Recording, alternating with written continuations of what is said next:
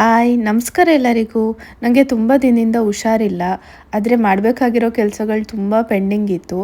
ಅದು ಕೂಡ ನಾನೇ ಮಾಡಬೇಕಾಗಿರೋ ಕೆಲಸಗಳೇ ಪೆಂಡಿಂಗ್ ಇತ್ತು. ಸೊ ಏನಾದರೂ ಆಗಲಿ ಇವತ್ತೆಲ್ಲ ಮುಗಿಸ್ಬಿಡೋಣ ಅಂತ ಸ್ಟಾರ್ಟ್ ಮಾಡಿದೆ. ನನಗೆ ವಿಪ್ಪಿಂಗ್ ಕ್ರೀಮ್ ತಂದರೆ ಅದು ಜಾಸ್ತಿ ಯೂಸ್ ಆಗಲ್ಲ.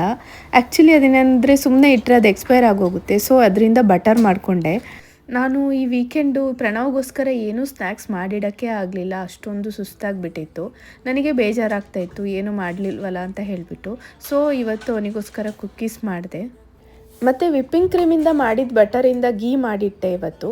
ಸೇಮ್ ದೇಸಿ ಗೀದೆ ಟೇಸ್ಟ್ ಬರುತ್ತೆ ಈ ಥರ ಮಾಡಿದರೆ. ಆಮೇಲೆ ಇತ್ತೀಚೆಗಂತೂ ತುಂಬ ವೈನ್ ಮೇಕಿಂಗ್ ವೀಡಿಯೋಸ್ ನೋಡಿದ್ದೆ. ಅದನ್ನೆಲ್ಲ ನೋಡಿ ನನಗೂ ಹೋಮ್ ಮೇಡ್ ವೈನ್ ಮಾಡಬೇಕು ಅಂತ ಅನಿಸಿತ್ತು.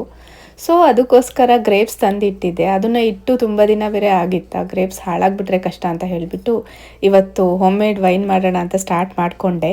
ಆ್ಯಕ್ಚುಲಿ ತುಂಬ ಜಾಸ್ತಿ ಕ್ವಾಂಟಿಟಿ ಬೇಡ, ಸ್ವಲ್ಪ ಕ್ವಾಂಟಿಟಿ ಮಾಡೋಣ ಸ್ಟಾರ್ಟಿಂಗ್ ಅಂತ ಇವತ್ತು ಸ್ವಲ್ಪ ಮಾಡಿ ಇಡ್ತಾ ಇದ್ದೀನಿ. ಇದು ಹೇಗಾಗುತ್ತೆ ಅಂತ ಆಮೇಲೆ ಅಪ್ಡೇಟ್ ಮಾಡ್ತೀನಿ.